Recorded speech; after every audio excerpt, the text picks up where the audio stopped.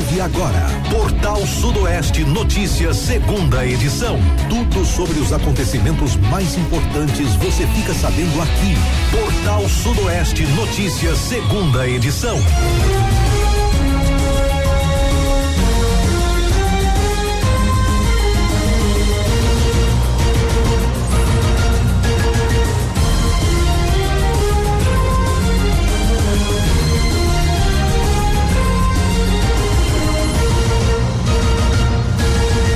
Uma boa tarde para você ligado na Rádio Portal Sudoeste. Hoje, terça-feira, 7 de julho de 2026. A partir de agora você acompanha o Portal Sudoeste Notícias, segunda edição, com as principais informações da nossa região, da Bahia, do Brasil e do mundo. Você também participa e traz a sua denúncia, a sua reclamação pelo nosso telefone WhatsApp, que é o 7734441043, e acompanha ao vivo através do nosso site radioportalsudoeste.com.br ou pelo nosso aplicativo. Portal Sudoeste Notícias, segunda edição, apresentação Samuel Tadeu e Luciano Santos. Boa tarde, Luciano. Boa tarde, Samuel Tadeu. Boa tarde a todos os nossos ouvintes. Uma excelente terça-feira para todo mundo, hein? Estamos aqui ao vivo para mais uma edição e, é claro, a participação dos nossos ouvintes de qualquer parte da Bahia, do Brasil e do mundo. Esse é o seu Portal Sudoeste Notícias, segunda edição. Portal Sudoeste Notícias e a previsão do tempo. Dia ensolarado com algumas nuvens e noite com céu limpo, a mínima de 15 com a máxima de 25, sem previsão de chuvas para hoje. Você está ouvindo Portal Sudoeste Notícias, segunda edição. É você bem informado aqui no Portal Sudoeste Notícias, segunda edição, com a sua informação através do nosso WhatsApp, 7734441043. Como é que tá a sua terça-feira, Luciano? Maravilhosa, ótima demais, graças a Deus, muita saúde, muita paz, né? E prosperidade sempre. Então vamos começando por aqui. Olha, homem expulsa pais idosos de casa e os ameaça de morte em Brumado. Ao meio-dia desta segunda-feira, portanto ontem, uma guarnição da Companhia de Emprego Tático Operacional, o CETO, vinculada ao 24º Batalhão de Polícia Militar, foi acionada para intervir em um caso de violência doméstica na zona rural da cidade de Brumado. Segundo informa a corporação, na região do distrito de Cristalândia, um homem teria expulsado os pais de casa e ameaçado o casal de idosos de morte. No local, os policiais militares mantiveram contato com o pai do suspeito, um idoso de 80 anos. Ele relatou que o filho de 46 apresenta comportamento agressivo há mais de 2 anos, agravado pelo uso de bebidas alcoólicas e de medicações controladas. O idoso confirmou que ele e a esposa foram expulsos da própria residência sob ameaças. Após ouvir os relatos, a guarnição realizou buscas no interior do imóvel e encontrou o suspeito deitado em um dos quartos. Visivelmente embriagado, o homem não ofereceu resistência à abordagem policial. O indivíduo foi conduzido à Delegacia Territorial de Brumado para o registro da ocorrência e a adoção das medidas cabíveis previstas. Portal Sudoeste Notícias, primeira e segunda edição, né? Primeira edição aí às 7 da manhã com o nosso querido Janilson Santos, e a segunda edição agora meio-dia, né? A gente começa meio-dia aqui na bancada, Samuel Tadeu, Luciano Santos. Vamos falar agora da cidade de Aracatu, hein? São Pedro, bastante movimentado lá na cidade de Aracatu, hein? Homem detido com faca durante os festejos de São Pedro. Um homem foi conduzido à delegacia após ser flagrado portando aí uma faca durante os festejos de São Pedro, realizados no Arraiá do Gererê, no centro de Aracatu. A ocorrência foi registrada por volta das 4h20 da madrugada do último domingo, durante o policiamento ostensivo realizado pela Polícia Militar. Segundo informações do 24º Batalhão de Polícia, a guarnição recebeu denúncias de pessoas que participavam da festa, informando que o indivíduo estaria circulando pelo evento portando uma arma branca. Com base nas características repassadas pelos populares, os policiais iniciaram buscas na área e localizaram um suspeito. Durante a abordagem foi realizada a revista pessoal, ocasião em que os militares encontraram uma faca presa à cintura do homem, confirmando aí a denúncia. Após a apreensão da arma branca, o suspeito foi encaminhado à delegacia territorial juntamente com o material apreendido, onde a ocorrência foi registrada e foram adotadas as medidas legais e cabíveis. Donos de terreno têm até 3 de agosto para realizar limpeza em Brumado e evitar multas. Os proprietários de terrenos particulares em Brumado tem até o dia 3 de agosto para realizar a limpeza e manutenção de seus imóveis. Após essa data, a prefeitura iniciará a fiscalização dos lotes que permanecerem em situação irregular, com a aplicação de notificações, multas e outras sanções previstas na legislação municipal. De acordo com a administração municipal, caso o terreno não seja regularizado dentro do prazo, o proprietário será notificado e multado, recebendo ainda um período adicional de 30 dias para executar o serviço de limpeza. Se a determinação continuar sendo descumprida, o município pode realizar intervenção diretamente, cobrando posteriormente todas as despesas do responsável pelo imóvel. A medida integra o decreto publicado em maio deste ano, que regulamenta a aplicação de da lei municipal de número 1586/2009, responsável por disciplinar a limpeza e manutenção de lotes vagos. O decreto também observa as normas do Código de Obras e Urbanismo, instituído pela Lei Complementar número 04/2013 e atualizado pela Lei Complementar número 18/2026. O regulamento define a atuação da Secretaria Municipal e Infraestrutura, do Gabinete da Prefeitura e também da Vigilância Sanitária, estabelecendo procedimentos para limpeza, capina, retirada de entulhos, eliminação de águas paradas e, quando necessário, construção de muradas. O objetivo é reduzir os riscos à saúde pública, combater a proliferação do mosquito da dengue e de animais peçonhentos, além também de contribuir para a organização urbana. Nos casos classificados como de risco sanitário ou endêmico, o prazo para regularização poderá ser reduzido para 15 dias. Nessas situações, a prefeitura poderá executar imediatamente os serviços indispensáveis para eliminar os riscos à população. Segundo o decreto, toda intervenção realizada pelo município será registrada por meio de fotografias, vídeos e geolocalização. Os custos serão calculados conforme a metragem do terreno e os serviços executados sendo posteriormente cobrados do proprietário. Caso o pagamento não seja efetuado, o débito poderá ser inscrito em dívida ativa e cobrado judicialmente, sem prejuízo das multas administrativas. Se o proprietário não for localizado, os custos da limpeza poderão ser incluídos no carnê do IPTU ou do exercício do seguinte. Em casos de abandono comprovado, o imóvel poderá ser submetido às medidas legais previstas, podendo, em última instância, ser incorporado ao patrimônio público, sempre com garantia do direito à ampla defesa e ao contraditório. Investigado por homicídio de criança é preso em flagrante durante a operação Puer em Ibicaraí. Um homem de 52 anos, suspeito da participação do homicídio de Levi da Conceição de Novaes, de 11 anos, foi preso em flagrante por porte ilegal de arma de fogo durante a operação Puer Ibicaraí, deflagrada pela Polícia Civil da Bahia nesta segunda-feira nos municípios de Simões Filho e Ibicaraí. O crime ocorreu no dia 20 de março deste ano, no bairro Corina Batista, em Ibicaraí. Durante o cumprimento dos mandados de busca e apreensão, um aparelho celular foi apreendido com o investigado de 25 anos no bairro Alto da Boa Vista, em Simões Filho, na região metropolitana de Salvador. Em Ibicaraí, os policiais localizaram um revólver calibre .38 que resultou na prisão em flagrante do homem de 52 anos. Os materiais apreendidos serão submetidos aí à perícia e irão subsidiar aí a conclusão do inquérito policial, que será encaminhado ao Poder Judiciário para as providências cabíveis. A operação foi realizada por equipes da Delegacia Territorial de Ibicaraí e também da 6ª Coordenadoria Regional de Polícia do Interior em Itabuna e também do Departamento de Polícia do Interior da DEPIM. Polícia Militar prende homem por violência doméstica e resgata mulher na zona rural de Barra da Estiva. Uma ação da Polícia Militar da Bahia resultou no resgate de uma mulher de 33 anos e na prisão do companheiro dela, de 34 anos, suspeito de praticar violência doméstica na fazenda Lagedinho, zona rural da Barra da Estiva. A ocorrência foi registrada na tarde do último sábado, no dia 4. De acordo com o 24º Batalhão de Polícia Militar, a operação teve início após uma denúncia feita pela irmã da vítima por meio do telefone 190. Segundo o relato, a mulher era constantemente agredida, vivia sob ameaças e estava sendo impedida de manter contato com familiares. Ainda conforme a denúncia, o suspeito também dificultava o acesso da vítima ao tratamento de um problema renal em estágio avançado, impedindo que ela procurasse atendimento médico.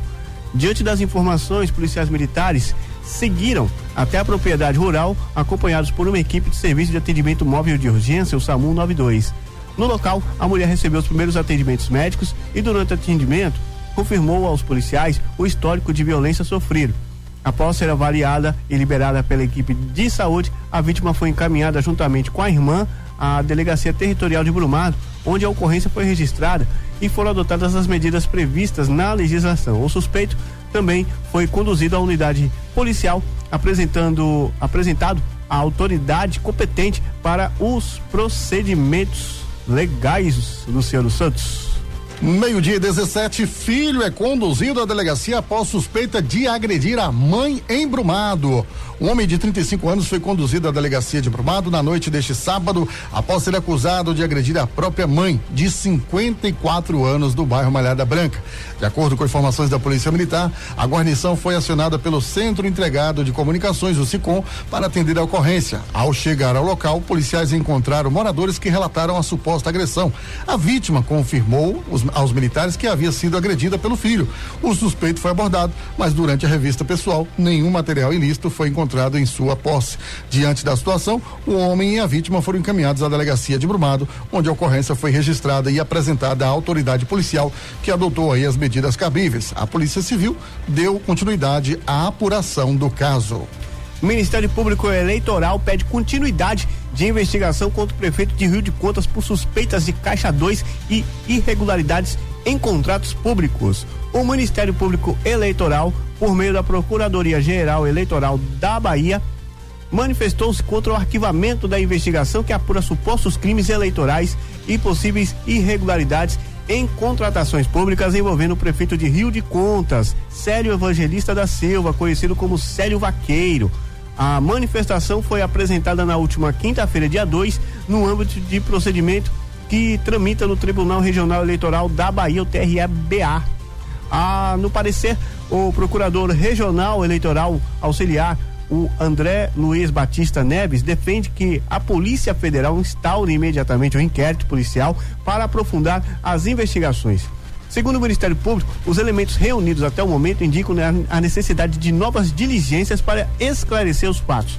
A posição da Procuradoria diverge do entendimento da Polícia Federal, que havia apontado a ausência de elementos mínimos para a continuidade da apuração na esfera federal e sugerido o declínio da competência. Para o Ministério Público, entretanto, vídeos, auditorias financeiras, documentos e outros materiais apresentados pelo vereador Dilemardo Martins Cardoso Filho constituem indícios suficientes para justificar o prosseguimento das investigações. De acordo com a manifestação da PRE, a prestação de contas da campanha eleitoral de 2024 informa despesas de R$11.180 com a empresa Andressa Assunção Pessoa Limitada, referentes à realização de comícios. Entretanto, conforme sustenta o Ministério Público, a empresa teria fornecido estrutura de grande porte para diversos eventos políticos, incluindo pré-campanha, campanha eleitoral e a festa da vitória. Entre os equipamentos citados estão palcos, sistemas de sonorização profissional, iluminação cênica e painéis de LED. Segundo as estimativas mencionadas no parecer, o custo de mercado dessa estrutura varia entre 7 mil e 147 mil. Para a Procuradoria, a diferença entre o valor declarado e o custo estimado pode indicar eventual subfaturamento e omissão de despesas eleitorais, hipótese que ainda será apurada. Outro ponto destacado pelo Ministério Público envolve a suposta atuação do ex-prefeito Wilde José Cardoso Tanajura na empresa contratada. Segundo a manifestação, existem indícios que de familiares do ex-gestor figurariam formalmente como sócios da empresa, enquanto Wilde Tanajura exercia a sua administração de fato. O documento ressalta que o ex-prefeito está impedindo de contratar com o poder público em razão da condenação por improbidade administrativa. A Procuradoria também menciona registros audiovisuais que, segundo sustenta, mostram o Wilde Tanajura participando da montagem da estrutura utilizada durante o Carnaval de 2026, utilizando o uniforme da empresa e aparecendo em imagens exibidas nos telões do evento. O parecer também aponta suspeitas relacionadas a contratos celebrados entre a Prefeitura de Rio de Contas e a empresa investigada após a posse do atual prefeito. Entre os atos mencionados está uma dispensa de uma dispensa de licitação no valor de 62 mil realizada durante o decreto de situação de emergência. Segundo o Ministério Público, a contratação não teria sido devidamente publicada no portal oficial do município. Também é citado um pregão eletrônico no valor de 640 mil, no qual, conforme a manifestação ministerial, empresas que apresentaram propostas de menor valor teriam desclassificadas por exigências formais. A Procuradoria ainda levanta a hipótese de eventual contratação de uma empresa de contabilidade ligada ao ex-prefeito para viabilizar compensações financeiras relacionadas às despesas de campanha eleitoral, circunstância que deverá ser objeto da investigação. Ao pedir a continuidade das investigações, o Ministério Público Eleitoral requereu que a Polícia Federal realize uma série de diligências. Entre elas estão os depoimentos do prefeito, o Célio Evangelista da Silva, do ex-prefeito Wilde Tanajura, de familiares do vereador responsável pela representação e de serviços municipais. Também foram solicitados perícias para verificar a autenticidade dos arquivos digitais apresentados nos autos e para estimar tecnicamente o valor de mercado da estrutura utilizada durante os eventos eleitorais de 2024. Até o momento, não há decisão definitiva sobre o mérito das acusações. O parecer da Procuradoria representa uma manifestação processual favorável ao prosseguimento das investigações, cabendo ao Tribunal Regional Eleitoral da Bahia deliberar sobre os próximos passos do procedimento. Aí vai dar pano pra manga, né, Luciano? Com certeza, né? Tá aí muita investigação ainda em andamento, hein? Obrigado pelo carinho da sua audiência, onde você estiver. Também pode participar pelo nosso WhatsApp, o número é 7734441043 e é pra lá que nós vamos agora. Olha, o morador tá dizendo aqui, Luciano, ó, cobra aí da Prefeitura de Dom Bazeiro para arrumar as estradas de Alagoas até até indo pro Fundão, né? As estradas lá estão em péssimas condições. Cobrar aí dos nossos gestores, né? Infelizmente, todos os dias a gente traz aqui, né? Diversas localidades que estão aí com estradas vicinais abandonadas, né? E ninguém faz nada pelo povo, né? Parece que não tem vereador, não tem Câmara de Vereadores, não tem gestão municipal. Cadê os políticos dessa cidade, meu Deus?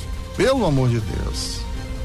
Por falar em estradas, hoje eu vindo pra cá, pra emissora, já começaram a fazer a pintura da sinalização aí da BA 148, né? Da faixa, né? Das faixas. Aleluia, né? Aleluia. Começaram, pararam ali num certo ponto ali, sentido dos Patos ali, Pissarrão mais ou menos, naquela localidade ali, né? Segue daí. Muito bem. 12 horas e 32 minutos, meio-dia e 32. Olha, vereador Zifa Neto sofre grave acidente em Maceió. Carro fica destruído, mas família escapa com ferimentos leves. O vereador de Livramento de Nossa Senhora, o Zeferino de Paula Lima Neto, conhecido como Zifa Neto, sofreu um grave acidente de trânsito no último domingo, né? Durante uma viagem em família a Maceió, capital de Alagoas. No veículo também estavam a esposa e os filhos do parlamentar. Zifa Neto conduzia o automóvel modelo Palio quando ocorreu a colisão, que, segundo informações iniciais, pode ter sido seguida de um capotamento. Imagens registradas após o acidente mostram o carro completamente destruído, evidenciando aí a violência do impacto e a perda total do veículo. Apesar da gravidade da ocorrência, todos os ocupantes sobreviveram. A esposa do vereador sofreu uma lesão na coluna e precisou de atendimento médico, enquanto os filhos saíram ilesos. O parlamentar e a família foram socorridos por equipes de emergência, receberam assistência hospitalar e passam bem. Em contato com pessoas próximas, Zifa Neto informou que o susto já foi superado e confirmou que todos receberam alta médica e retornaram para casa. O vereador também tranquilizou familiares, amigos e eleitores, afirmando que a família está em segurança e concentrada na recuperação. Até o momento, as autoridades de trânsito de Alagoas não divulgaram em qual rodovia o acidente ocorreu, e nem as causas da colisão. As circunstâncias que levaram à perda de controle do veículo seguem sendo investigadas. Então, graças a Deus, né? Saúde e paz aí para o Zeferino de Paula, né? O Zifa Neto, também todos os seus familiares, sua esposa, seus filhos, né? Que o bom Deus, nosso Jesus Cristo, vai aí continuar abençoando vocês, viu? Boa recuperação para todo mundo. Jovem denuncia ameaça de morte na zona rural de Brumado, suspeito fica ferido durante fuga. Um jovem de 23 anos denunciou ter sido ameaçado de morte por 2 homens armados com espingardas na tarde deste último sábado, dia 4, na região da fazenda Lagoa do Mato, na zona rural de Brumado. De acordo com informações obtidas pela reportagem, a Polícia Militar foi acionada logo após a denúncia e realizou diligências na localidade para localizar os suspeitos. Durante a ação, um dos envolvidos, um homem de 38 anos, morador da comunidade Fazendinha, sofreu um acidente de motocicleta ao tentar fugir da abordagem policial. Ele foi encontrado ferido e socorrido para o Hospital Municipal Professor Magalhães Neto, onde permaneceu internado sob os cuidados médicos. Segundo a PM, nenhuma arma de fogo foi encontrada com o suspeito. A vítima foi encaminhada à Delegacia Territorial de Brumado, onde registrou a ocorrência e prestou depoimento. O segundo suspeito, cuja identidade não foi divulgada, conseguiu fugir e até o momento não foi localizado. A Polícia Civil instaurou o procedimento para apurar as circunstâncias da ocorrência e identificar a motivação da ameaça e dar continuidade às investigações para localizar o segundo envolvido. 12h35, meio-dia e 35. Um homem de 56 anos é encontrado morto dentro de casa em Iuiú. Um homem de 56 anos foi encontrado morto na tarde do último domingo no bairro Planaltino, no município de Iuiú. A principal suspeita das autoridades é de que a morte tenha ocorrido por causas naturais. Policiais do 17º Batalhão de Polícia Militar foram acionados por uma equipe do Serviço de Atendimento Móvel de Urgência, o SAMU, por volta das 14h03 para comparecer a uma residência na rua Raul Dias, onde o corpo foi localizado. Ao chegarem ao endereço, os profissionais de saúde confirmaram aos policiais que o homem já não apresentava sinais vitais. De acordo com informações coletadas no local, a vítima sofria de alcoolismo crônico. Como a perícia médica inicial não identificou marcas de violência ou indícios de crime, o caso foi tratado como morte natural. O serviço funerário da região foi acionado e ficou responsável pela remoção do corpo e pelos procedimentos cabíveis. Mulher finge estar morta e sobrevive após ser esfaqueada pelo ex em Araci. Uma mulher de 24 anos sobreviveu após fingir estar morta durante um ataque a facas na última sexta-feira, dia 3, no povoado de Caldeirão Novo, zona rural de Araci. As informações são do G1. Segundo a Polícia Militar, a estratégia fez com que o suspeito, o ex-companheiro dela, interrompesse as agressões e fugisse do local. Quando os policiais chegaram, encontraram a vítima ferida com golpes de faca no pescoço, no braço e na perna.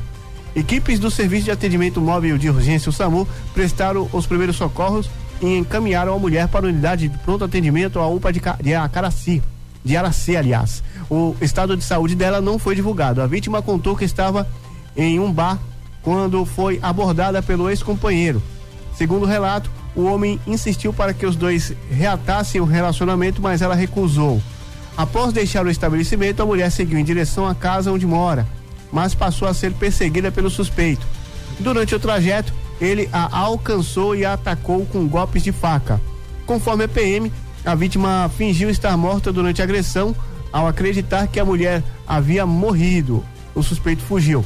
Na manhã de sábado, os policiais militares tentaram localizar o homem após receber as informações de que ele circulava em uma motocicleta cinza, a mesma usada para fugir após o crime. Ao perceber a aproximação da viatura, o suspeito fugiu e durante a perseguição perdeu o controle da motocicleta e bateu em uma árvore. Em seguida, abandonou o veículo e correu para uma área da mata. Os policiais seguiram em busca do homem e chegaram a uma casa de familiares dele. Conforme a corporação, ao notar a chegada da viatura, parentes teriam avisado o suspeito que voltou a fugir em uma direção à vegetação. Apesar das buscas, ele não foi encontrado. A motocicleta sem placa de identificação foi apreendida e apresentada na Delegacia Territorial de Araci. A Polícia Militar informou que continua realizando diligências para localizar o suspeito. O caso é investigado pela Polícia Civil, viu? Mas mesmo assim ela corre perigo, viu, Luciano? Com certeza, né, Samuel? Com certeza, grande risco aí, grande perigo nessa mulher aí, por conta de toda essa violência. É como a gente vem colocando, né? Vem crescendo o número de violência contra as mulheres. É feminicídio, né? São agressões, são diversos casos. Várias mulheres estão morrendo por conta desta violência, né? Então a gente não vê mais campanhas. Ah, mas O governo está incentivando, né? As ONGs estão incentivando aí com campanhas a não essa agressão, né? Mas infelizmente o número de casos é tão maior que vem aí as campanhas acabam sendo obsoletas, né? Então a gente tem que levar essas campanhas para as escolas, para a gestão pública, para o privado, para as empresas, para as crianças. Tem que fazer uma campanha em massa, forte mesmo, porque é impressionante o número de casos aí de feminicídios, né? Seja ele com mortes ou até mesmo por questões de agressões aí, violência contra as mulheres. Olha, segundo a matéria aqui, né, que foi noticiada, essa mulher teve muita sorte, né? Aí agora gera uma dúvida, né? Porque já que ela já se sentia ameaçada no momento em que foi embora para casa, por que ela não acionou a polícia para evitar o que poderia ter acontecido? Ela poderia ter sido morta, né? E por sorte ela se fingiu de estar morta ali, né? E mesmo assim, né? A polícia não conseguiu capturar. Agora cabe também os poderes, né? A justiça também impor uma lei mais severa sobre esses crimes, né? Para que não aconteça mais, né? E a mulher tem mais segurança, né? A questão que essas medidas protetivas, né, as legislações, as leis que existem para proteger as mulheres, acabam não tendo esta efetividade, Samuel, porque não dá tempo, né? Às vezes o agressor chega de surpresa na casa dela, ou até mesmo aborda ela de forma de surpresa nas ruas, e aí não dá tempo para que essa vítima acione aí as autoridades. Às vezes a medida deferida pelo juiz, mas o agressor ele não respeita, né? Aí não tem aí o policiamento suficiente para estar ali também defendendo essas mulheres. Hoje a gente tem até a delegacia da mulher, tudo bem, aqui na nossa região. Nós temos até aí a promessa de, por exemplo, rondas Maria da Penha, pelo menos aqui na nossa região a gente não tem muito falado sobre essa questão das rondas, né? Em Salvador se fala muito aí da ronda Maria da Penha, mas ainda é muito pouco, né? Muito pouco. A gente sabe que não é suficiente para atender toda essa demanda. Participe pelo nosso WhatsApp 7734441043. Como é que tá a sua cidade? Como é que tá seu bairro, seu povoado? Tá faltando iluminação pública, as estradas, como é que tá péssima, não tá? Então fala, anuncia, manda seu recado pra cá. Bom, a gente vamos trazer aqui agora, vamos falar de Jacobina. Uma criança de 4 anos fica ferida após ser atingida com facão durante briga em bar. Uma criança de 4 anos ficou ferida após ser atingida com um golpe de facão durante uma briga em um bar em Jacobina, no norte da Bahia, no último domingo, dia 5. De acordo com o site G1, o suspeito de cometer o crime foi preso e afirmou que não pretendia atingir a criança. De acordo com a Polícia Civil, a criança não tem nenhuma relação de parentesco com o suspeito de cometer o crime. O homem estava no bar com outros familiares quando houve um desentendimento. Ele pegou o facão para atingir os cunhados que interviram. Na ação, a criança foi atingida. A menina de 4 anos foi levada para a unidade de pronto atendimento da UPA com um corte na cabeça. Não há informações sobre o estado de saúde dela. O suspeito foi preso momentos depois dentro da própria casa. Com ele foi apreendida o facão usado no crime e uma espingarda de fabricação caseira. O crime foi registrado como violência doméstica, Luciano Santos. Aí, lamentável, né? Toda essa situação aí lá em Jacobina, né? Jacobina. Olha, Correntina registra a menor temperatura do Nordeste e lidera aí o ranking do IMET. A onda de frio que atinge parte da Bahia colocou o estado em destaque do cenário meteorológico do Nordeste. De acordo com os dados aí do Instituto Nacional de Meteorologia, o IMET, o município de Correntina registrou nesta segunda-feira a menor temperatura da região, com os termômetros marcando 11,3 graus. O levantamento também mostra que outra cidade do oeste baiano aparece entre as mais frias do Nordeste. Luiz Eduardo Magalhães ocupou a 3ª colocação no ranking ao registrar a temperatura mínima de 12,2 graus centígrados, reforçando aí o predomínio das baixas temperaturas na região oeste do estado. As condições climáticas são o resultado da atuação de uma massa de ar frio que favorece madrugadas e manhãs com temperaturas abaixo da média para esta época do ano, principalmente em municípios localizados do interior baiano. Além do clima mais ameno, Correntina é reconhecida aí pelas belezas naturais que atraem visitantes de diferentes regiões do país. O município reúne rios de águas cristalinas, cachoeiras, grutas e paisagens que impulsionam o ecoturismo e a prática de esporte de aventura, consolidando-se como um dos principais destinos turísticos do oeste da Bahia. A expectativa é de que as temperaturas permaneçam baixas nos próximos dias em diversas cidades do interior baiano, especialmente durante o período da madrugada e nas primeiras horas da manhã. E esse friozinho chegou aqui em Livramento, chegou em Brumado, chegou em Dom Basílio, chegou em Paramirim, em muitas cidades aqui da nossa região. Com certeza, na madrugada de sábado para domingo, meu pai do céu, que foi gelado, hein? Ligaram o ar-condicionado aí. E pelo que eu tô vendo aqui no Clima Tempo, Luciano, nos próximos dias aqui, ó, a temperatura mínima pode chegar na marca dos 15 graus aí, a partir do dia 12 em diante, vamos ter aí um leve aumento na temperatura aí, onde os termômetros podem variar aí na mínima dos 18, com a máxima dos 29 graus aí, para os próximos dias aí, um pouquinho mais quente em relação aí ao que passamos na semana passada e que vamos ter aí no meados da semana também, Luciano Santos. Muito bem, é o friozinho aqui da nossa região. Operação Irmãos Metralha é deflagrada contra grupo especializado em roubos de celulares de alto valor. A Polícia Civil da Bahia deflagrou na manhã desta terça-feira a Operação Irmãos Metralha, com o objetivo de desarticular uma organização criminosa especializada em roubos de aparelhos celulares de alto valor comercial. A ação executada pela Coordenação de Operações do Departamento Especializado de Investigações Criminais, o DEIC, cumpre mandados judiciais em Salvador e em Cruz das Almas, no interior do estado. Alguns alvos já respondem por homicídio, latrocínio, tráfico de drogas e porte ilegal de arma.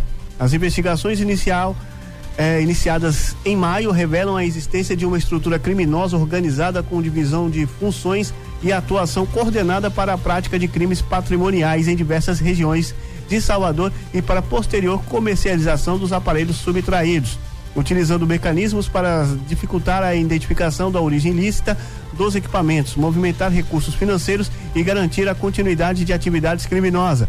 Também foi possível identificar a atuação de diferentes núcleos criminosos, entre eles o responsável pela execução dos roubos, o encarregado da receptação e comercialização dos aparelhos, o grupo responsável pelo fornecimento de contas bancárias utilizadas na movimentação de valores obtidos com atividade ilícita e os integrantes que davam suporte à ocultação e à revenda de celulares.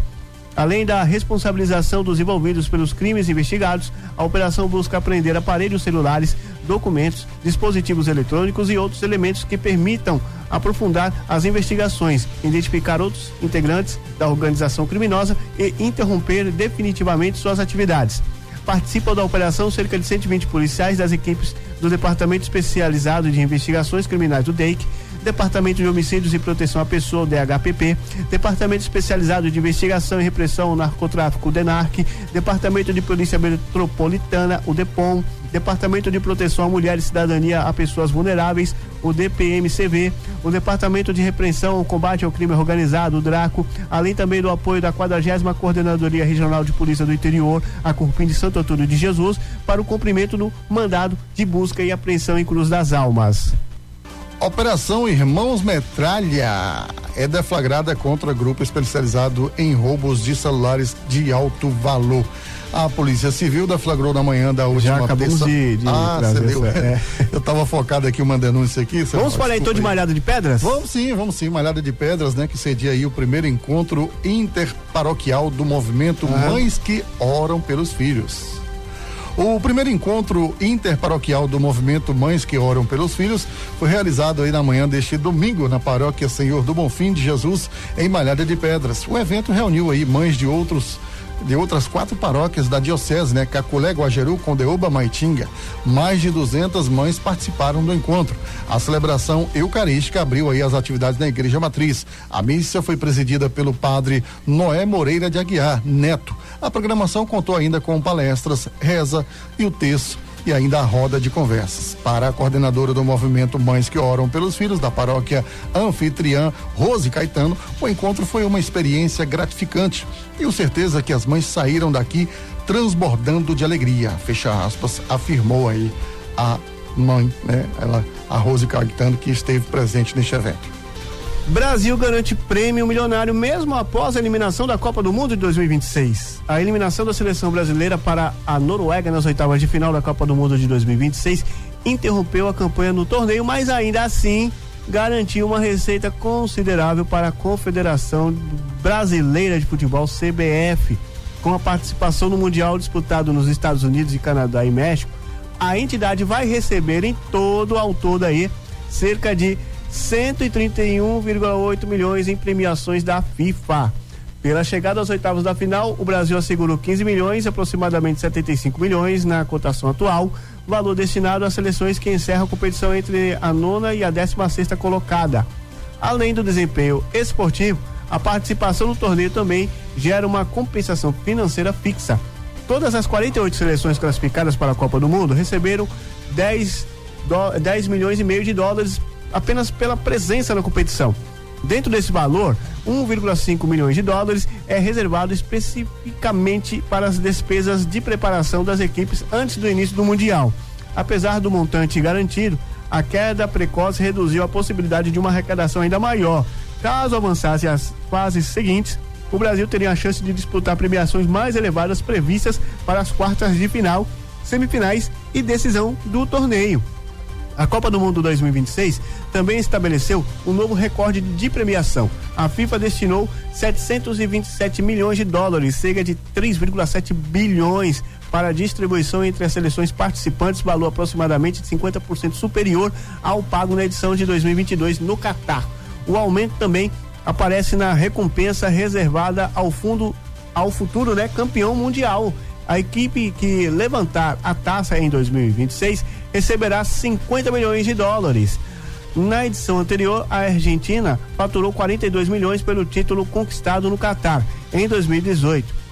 Quando a França ficou com a taça na Rússia, a premiação destinada para a campeã foi de 38 milhões de dólares.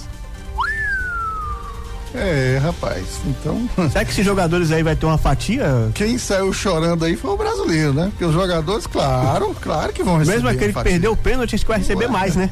Com certeza, né? Pois é, brincadeira, meu amigo, quase 150 milhões aí em premiação, hein? É um dinheirinho bom, viu? Pois é. Aí o brasileiro, coitado, que fica aí chorando no pé da TV, lamentando, né? Muitos jovens que queriam ver aí o Brasil chegar lá na Copa, né? Chegar lá no finalzinho, mas infelizmente não viu. E aí, né? Pois é. Olha, colisão entre dois veículos deixa 4 feridos na BR-030 em Guanabi. Um acidente de trânsito registrado na manhã desta segunda-feira deixou 4 pessoas feridas na rodovia BR-030, nas proximidades do trevo de Mutãs, em Guanabi. A ocorrência mobilizou equipes da Polícia Militar e do Serviço de Atendimento Móvel de Urgência. Segundo informações do 17º Batalhão de Polícia Militar, a colisão envolveu um Fiat Doblô prata e um Volkswagen Logos preto. A guarnição foi acionada pelo Centro Integrado de Comunicações para prestar apoio à ocorrência e garantir a segurança no trecho. O motorista do Fiat Doblô, de 56 anos, sofreu ferimentos na perna direita e no nariz. A passageira do veículo, de 58 anos, teve uma fratura exposta no braço direito. Já no Logos, o condutor, de 67 anos, e a passageira, de 60 anos, sofreram lesões na região do rosto. As 4 vítimas receberam atendimento no local pela equipe do SAMU e foram encaminhadas ao Hospital Geral de Guanabi para avaliação e tratamento médico. Após o resgate, os policiais realizaram o isolamento da área, sinalizaram a rodovia para evitar novos acidentes e organizaram um fluxo de veículos até a normalização do trânsito. As circunstâncias que provocaram a colisão deverão ser apuradas pelos órgãos competentes. Canetas emagrecedoras movimentaram mais de 10 bilhões em 4 anos. O mercado brasileiro de medicamentos à base de GLP-1, classe das chamadas canetas emagrecedoras, movimentou mais de 10 bilhões nos últimos 4 anos. O número é 5 vezes registrado em 2021. Entre 2021 e 2025, Ozempic liderou o mercado brasileiro em faturamento com cerca de 11,3 bilhões, seguido por outros medicamentos da mesma classe ou de terapias similares, como o Forxiga, com movimentação de 4,6 bilhões. Wegovy chegou a 4,3 bilhões.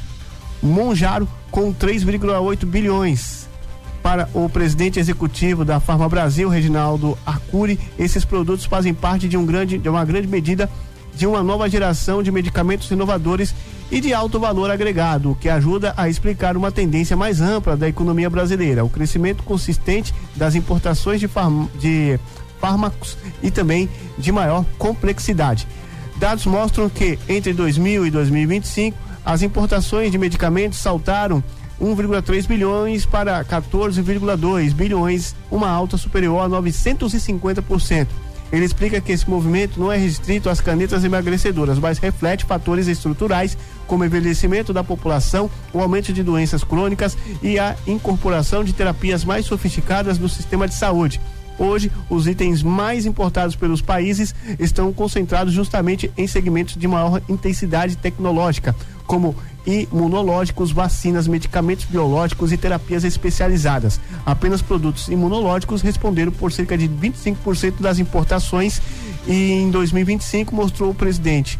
Nesse contexto, o medicamento à base de GLP-1 ganharam protagonismo. O mercado brasileiro desses produtos saltou de 1,8 bilhão em 2021 para cerca de 10 bilhões em 2025, mais de 5 vezes em 4 anos. No mesmo período, a participação desses medicamentos no varejo farmacêutico passou de 3% para 9%. As vendas também cresceram em volume, foram 3,3 bilhões para 8,9 bilhões em unidades entre 2021 e 2025. Atualmente, mais de 70% do faturamento desse segmento está concentrado em 2 produtos, que são eles, o Mounjaro e o Wegovy. Falei correto, Luciano? É isso mesmo? É isso mesmo, meu amigo. É isso mesmo. O Wegovy, né? Nomezinho meio complicado. Tem um nomezinho assim meio... Wegovy até será que é do governo? Não tem nada a ver, porque é com W, né? Mas o nome se lê isso. O Govi não tem nada a ver de governo. Não tem nada a ver com o governo, não, do federal não, viu? O Mounjaro também, isso aí, o nome é o Mounjaro, né? O GLP-1, que são diversos medicamentos aí que o pessoal estão tentando aí falsificar, né? Mas na realidade, meu amigo, não tem nada a ver com o original. Vamos falar de Copa do Mundo, Luciano? Porque já começou já o jogo da Argentina e Egito. Começou. Estamos aqui no primeiro tempo, 5 minutos, 0 para a Argentina e 0 para o Egito. Não tem nem dúvidas, né? Não precisa nem perguntar, né?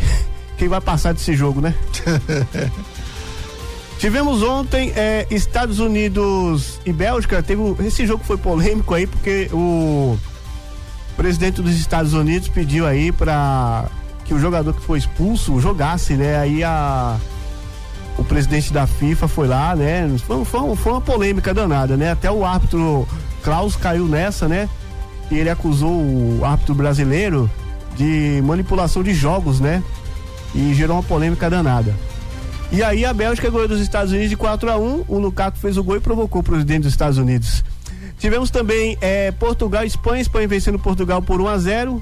Cristiano Ronaldo fez as malinhas, já foi embora também. Há um vídeo circulando nas redes sociais, um meme, né? Do Vini Júnior com o Cristiano Ronaldo, com aquele outro jogador qual foi a seleção? Não me lembro. Os 3 juntinhos na praia, né? Curtindo aí as finais. E hoje também tem Suíça e Colômbia às 17 horas, Luciano Santos. Muito bem, tá aí, né? Grandes jogos aí que valem a pena assistir, né? Pra você ver um grande futebol. Segue daí. Vamos seguindo aqui a nossa pauta, né? Homem agride esposa e a impede de tratar doença renal grave em Barra da Estiva. No último sábado, uma guarnição do 24º Batalhão de Polícia Militar resultou na prisão aí de um indivíduo de 34 anos na fazenda Lagedinho, na zona rural do município de Barra da Estiva. Ele foi conduzido, né? Detido aí por agredir a companheira de 33 anos. A operação teve início após a irmã da vítima acionar uma guarnição ordinária em serviço. Segundo informou o 24º Batalhão, ela relatou que a vítima vivia sob constante ameaça e sofria agressões recentes.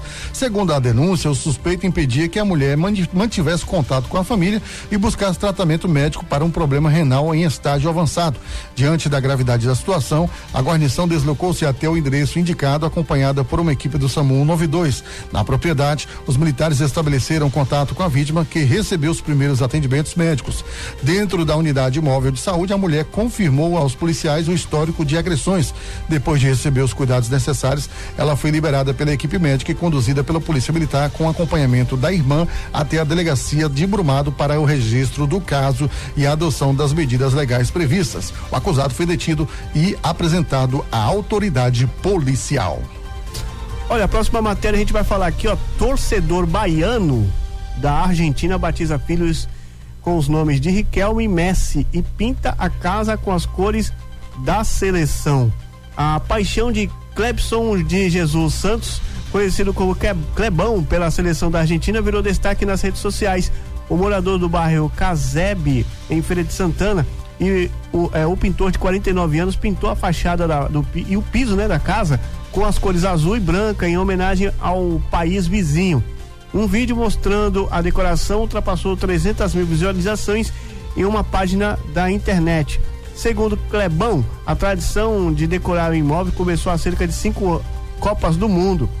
Pintor há mais de 20 anos, ele aproveitou o último fim de semana para renovar a pintura da residência. Parte do trabalho foi danificada pela chuva, mas isso não impediu que ele mantivesse a homenagem à equipe da Argentina.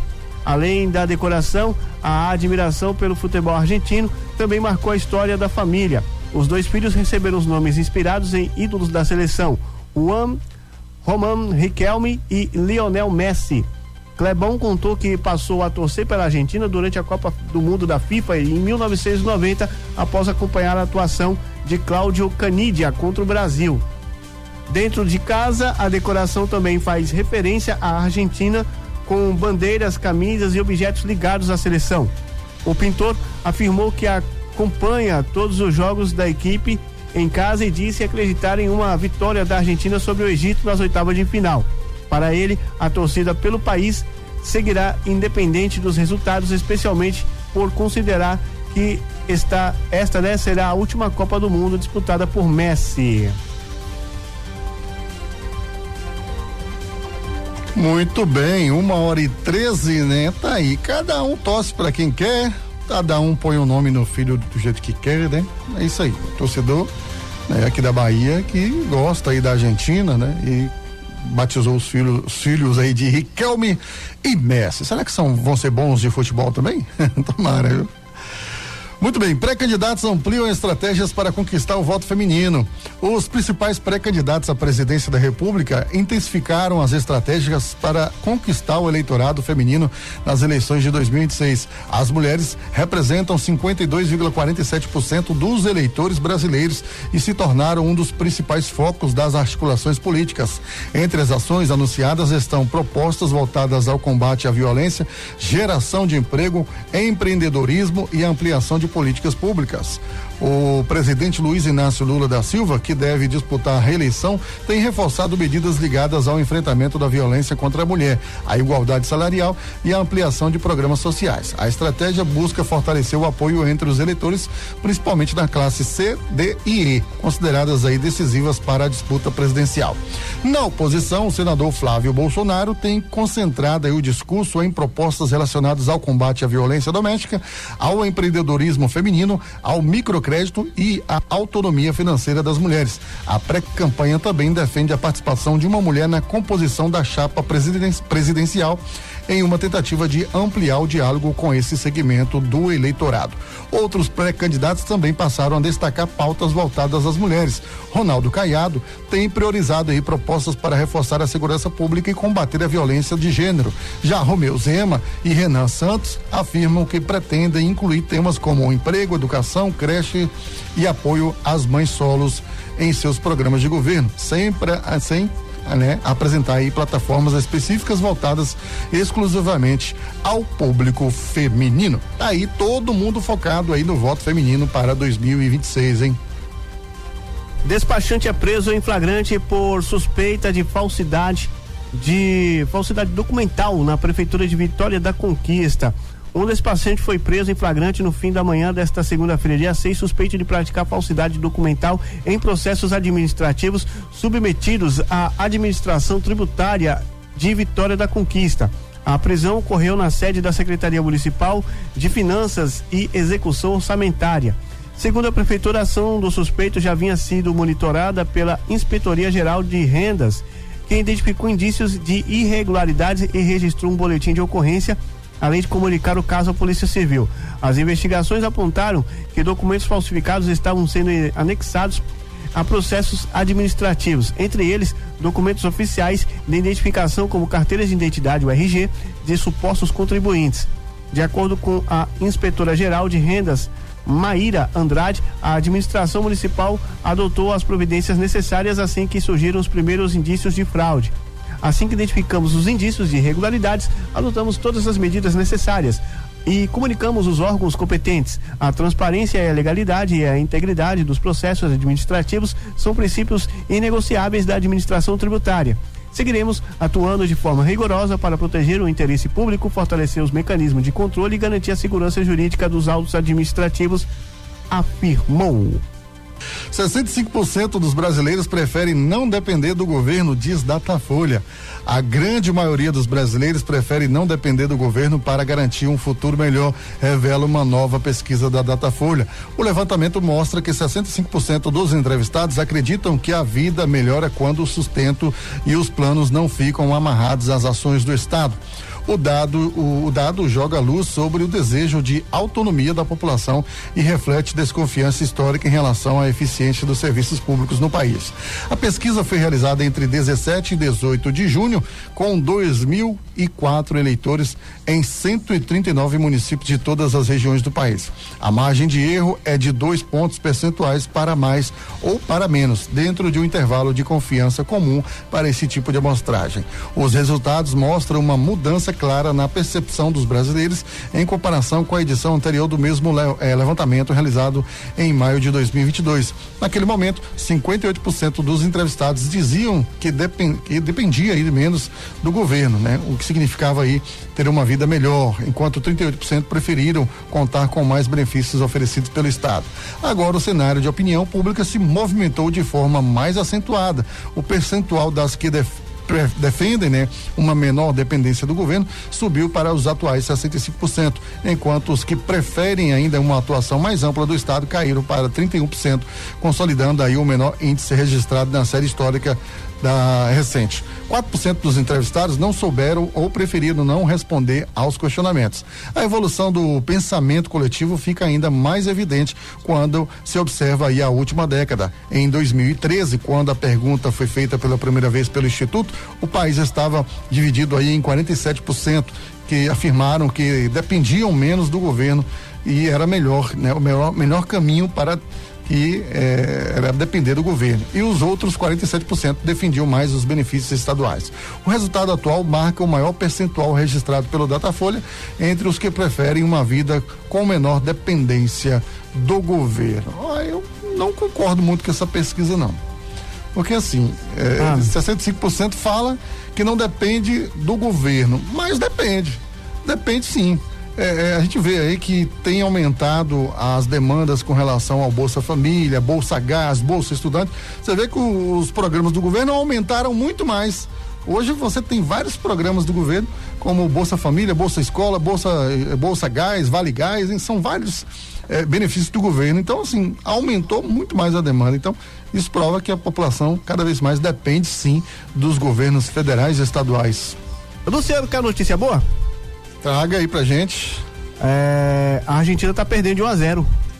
É mesmo, rapaz? Mas quase que eu ia dar uma notícia triste.